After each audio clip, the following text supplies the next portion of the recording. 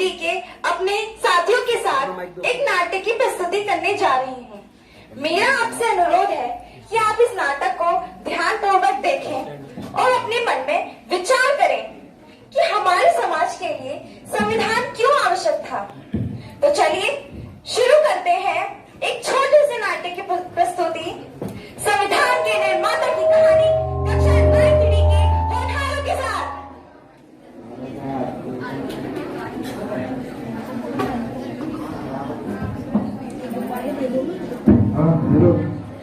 अरे भाई, तुम ये क्या कर रहे हो? हम विद्यालय की तुम ये सजावट क्यों कर रहे हो? कल 26 जनवरी है और हमारे विद्या मैम कहाँ है? आ रही है, हमको आ रही है, आप बोलो। कल 26 जनवरी है, हमारे गुरुजी ने विद्यालय सजाने के लिए कहा है। तुम्हें पता है कल के दिन क्या हुआ था? मैं नहीं पता। क्या तुम बाबा साहब के बारे में नहीं जानते? वे कौन थे? उन्होंने हमारे समाज के लिए क्या किया? हम थोड़ा बहुत तो जानते हैं पर ज्यादा नहीं जानते। जानना चाहते हो? हाँ, हम जानना चाहते हैं। तो दोस्तों, अगर हमें बाबा साहब के संघर्षों के बारे में जानना है तो हमें पिछले समय में जाना होगा। तो चलिए देखते हैं बाबा साहब के जन्म से पहले उस समय की समाज की स्थिति कैसे थी, कैसे गरीबों और निम्न जाति के लोगों के अधिकारों का हनन किया जाता था।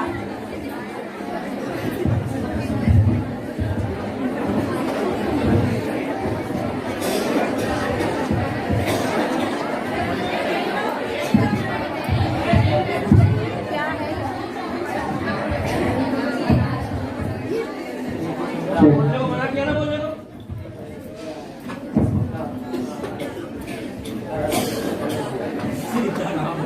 जी नेम प्राणी पापी, तूने मेरा धर्म भ्रष्ट कर दिया। अब मुझे द्वार से गंगा स्नान करना पड़ेगा। चल हट। डोंट लाओ, देखो क्या क्या होता था और अब क्या होता है।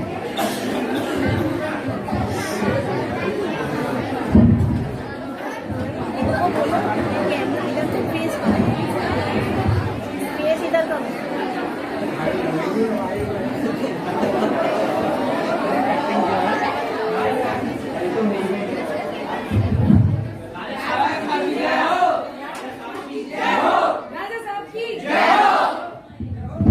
अरे कमजोर, तू फिर से गिर गया।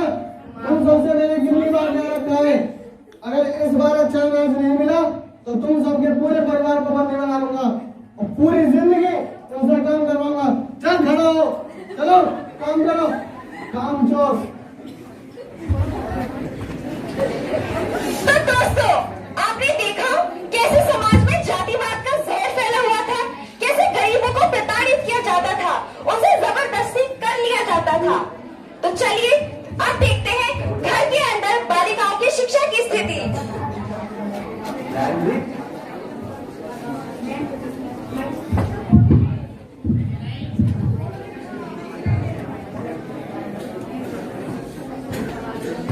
ओमपति,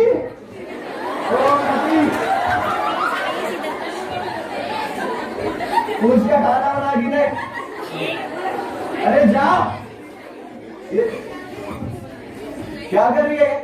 पढ़ रही है? हमारे घर को डर में डाल रही है तुम। तेरा खाना बनाना काम है। साइड जाएंगे, जाके खाना बना। दादी मुझे पढ़ना है। पार्टी बहुत चल, खाना बना के चल।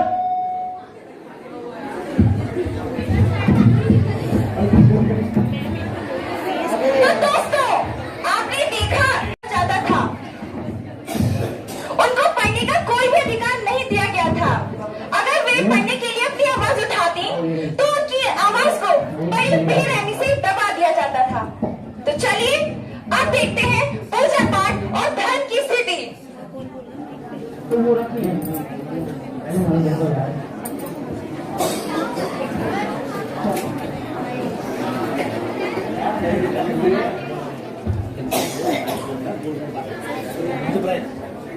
सबके माइक लग रहा है, मुझे माइक लग रहा है, बोलना नहीं वहां पर।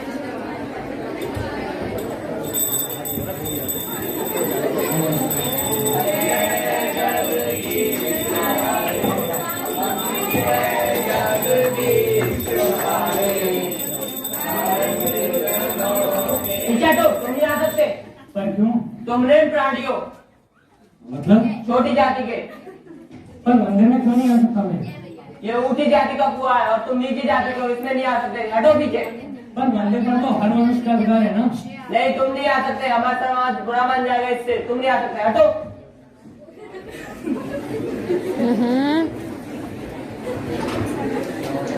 तो दोस्तों, आपने देखा कैसे मंदिरों में निम्न जाति के लोगों को आने का कोई भी अधिकार नहीं था।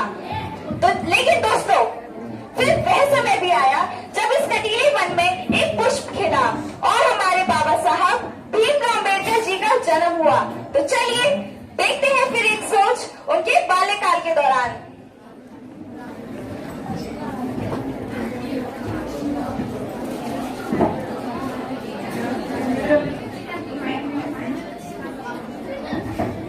बेटा बोलना नहीं है, सिर्फ देखना है।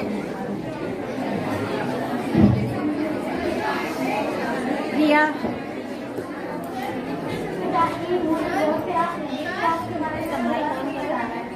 पानी? मैं भी देखता हूँ पानी। यहाँ आसपास कहीं कुआं तो जरूर होगा, मैं देखता हूँ। कुआं? कुआं कहाँ है यहाँ? अरे ये रहा कुआं। ये ले बेटा, पानी पी।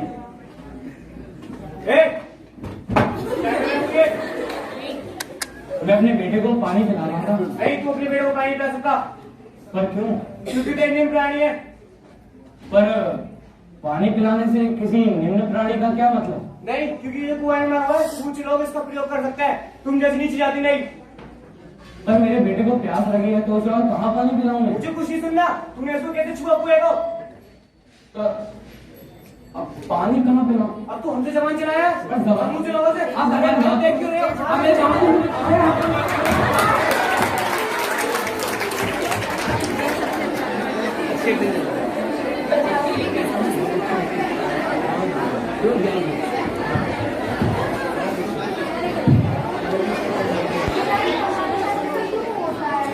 हम निम्न जाति के लोग हैं बेटा, हमारे साथ ऐसा ही होता है।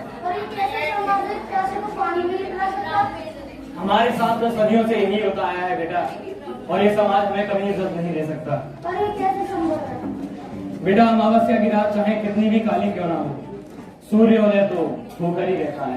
इसका कोई उपाय तो होगा? उपाय है, और वो उपाय है शिक्षा, परंतु हमें उसका अधिकार कहाँ है? तो ठीक है, आज से मेरा जीवन शिक्षा को समर्पित। तुझे पढ़ना होगा, तुझे मेरा ही नहीं भारत माँ का भी बेटा बनना होगा। पर बेटा, उसके लिए विद्यालय में दाखिला कराना होगा, और उसकी हमें कोई अनुमति नहीं देगा। तो एक बार हम प्रयास तो कर सकते हैं। ठीक है बेटा, तेरी खुशी के लिए यह प्रयास भी करके देखता हूँ। क्या हटा दूं?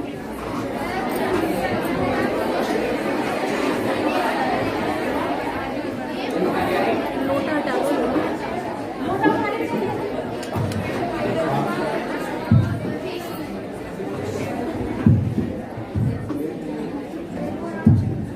रुको, तुम कहाँ जा रहे हो?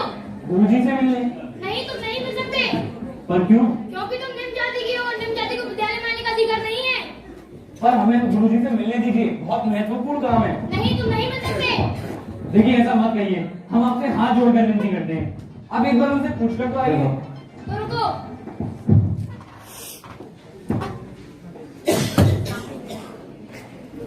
गुरुजी, कुछ निम्न जाति के आपसे मिलने की अनुमति मांग रहे हैं। नहीं, हमने कितनी बार मना किया है, निम्न जाति के लोगों को अंदर आने की अनुमति नहीं है। और वे ज्यादा विनती कर रहे हैं। अच्छा, तो ठीक है, परंतु कह देना नीचे बैठे। ठीक है, तुम आ तो सकते हो, पर तुमको नीचे बैठना होगा। जी मंजूर है। तो आओ। जी। गुरुजी, गुरुजी अपने विद्यालय में मेरे बेटे का दाखिला कर लीजिए गुरुजी। नहीं। पर क्यों गुरुजी? तुम निम्न जाति के हो, तुम्हें पढ़ने का कोई अधिकार नहीं है। गुरुजी, ऐसा मत कहिए, गुरुजी इसका भविष्य बेकार हो जाएगा। ये पढ़ना चाहता है गुरुजी। नहीं, इसमें मैं कुछ नहीं कर सकता। गुरुजी, ये बहुत मेहनत करेगा, ये बहुत तरक्की करेगा, ये आपके विद्यालय का नाम रोशन करेगा गुरुजी। मुझे तो नहीं लगता। गुरुजी, ऐसा मत कहिए, मैं दिन रात मेहनत करूंगा। अगर आपको मुझसे कोई शिकायत हो तो आप मुझसे कहिए, पर इसे पढ़ने दीजिए गुरुजी। अच्छा, तो ठीक है, परंतु मेरी कुछ शर्तें तुम्हारे बच्चे को माननी होंगी। जी, आपकी कोई भी शर्त मंजूर है मुझे। तो फिर सुनो मेरी शर्तें। जी। मेरी पहली शर्त है, तुम्हारा बच्चा संस्कृत नहीं पढ़ेगा। जी। और दूसरी शर्त, ये कक्षा में सबसे अलग बैठेगा। जी। और तो और किसी वस्तु को हाथ नहीं लगाएगा। जी। और रही तीसरी शर्त, अगर कर्मचारी नहीं तो इसे सफाई भी करनी होगी। जी आपकी हर शर्त मंजूर है मुझे। हाँ तो तुम्हारे बच्चे का दाखिला हो जाएगा। जी आपकी बड़ी कृपा होगी। आ जाओ।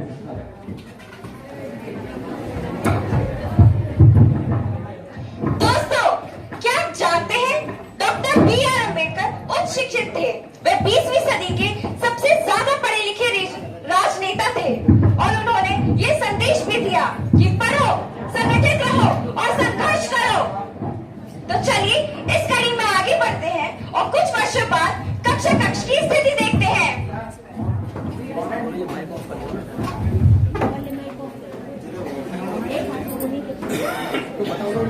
बच्चों, आज की कक्षा विषय गणित।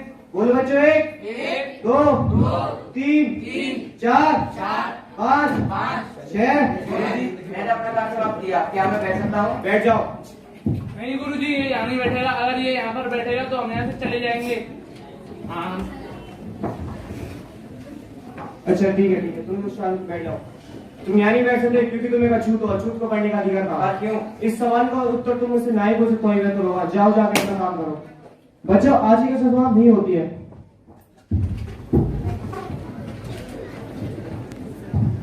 आज की कक्षा वैसे अंग्रेजी। बोलो A B C। अरे बेटे तुम वहां क्यों बैठे हो? गुरुजी, मुझे आगे मिली हुई है कि मुझे सभी बातों से दूर बैठना है। लेकिन क्यों? यदि मैंने आपके इस प्रश्न का उत्तर दिया तो आपका इस समाज बुरा मान जाएगा। ठीक है बैठ जाओ। गुरुजी आपने इसको यहाँ गलत किया है। मैंने इस यहाँ बेटा कुछ गलत नहीं किया। मैंने इस बच्चों की आंखों में जिंदगी से आज जितनी प्यारी देखी है, इसलिए मैंने इस बच्चों को कक्षा बैठने की अनुमति प्रदान की है।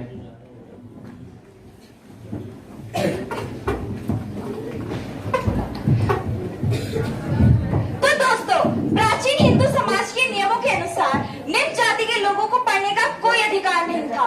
केवल उच्च जाति के लोगों को ही पढ़ने का अधिकार था। निम्न जाति के लोगों की स्थिति लगभग बेटा बोलो नहीं, इसमें नहीं बोलो, माइक में। लेकिन दोस्तों, कहते हैं ना, जब किसी चीज की लत लग जाती है तो इंसान की पहचान बन जाती है और हमारे बाबा साहब को भी पढ़ाई की लत लग गई।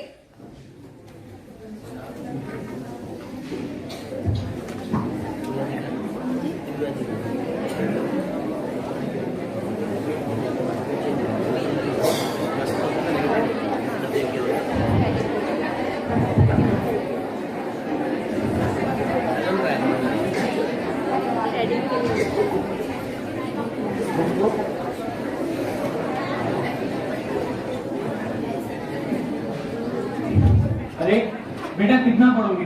रात हो चुकी है। परंतु पिताजी, मुझे अपना पाठ खत्म करना है। कोई बात नहीं बेटा, कल कर लेना।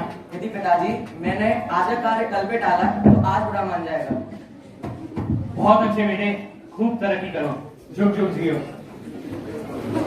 तो दोस्तों, इस तरह बाबा साहब ने अपनी लगन और परिश्रम से स्वतंत्र भारत के प्रथम कानून मंत्री का स्थान प्राप्त किया था। और अब प्रस्तुत करते हैं संविधान बनने के दौरान सरदार वल्लभ भाई पटेल और बाबा साहब के बीच वार्तालाप का एक छोटा सा दृश्य।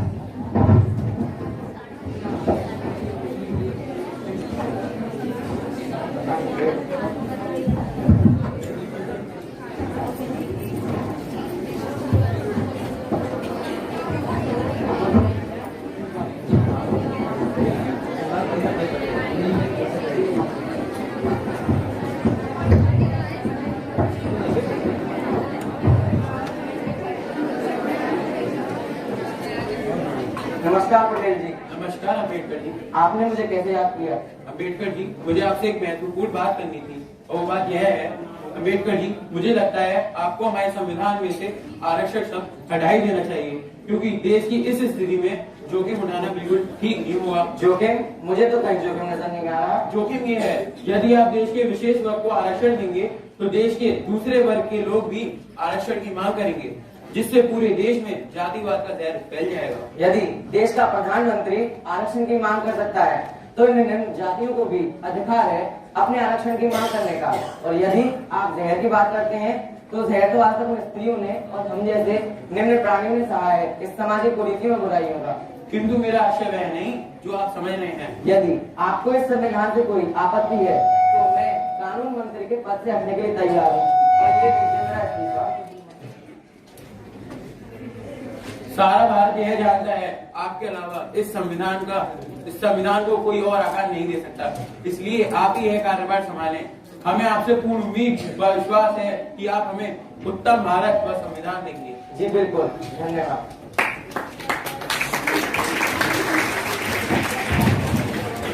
तो दोस्तों, बरसों तक अंग्रेजों की गुलामी सहने के बाद भारत को 15 अगस्त 1947 में आजादी मिली थी और उसके करीब 3 वर्ष बाद हमारे देश में संविधान लागू किया गया था। संविधान की समिति की अध्यक्षता डॉक्टर भीमराव अम्बेडकर ने संभाली थी। अब देश हर वर्ष 26 नवंबर को संविधान दिवस के रूप में मनाता है, क्योंकि इसी दिन यानी 26 नवंबर 1949 में संविधान सभा और बाबा साहब ने अपने 2 वर्ष 11 माह 18 दिन की कड़ी तपस्या से पूरे विश्व का सबसे बड़ा संविधान लिखा था।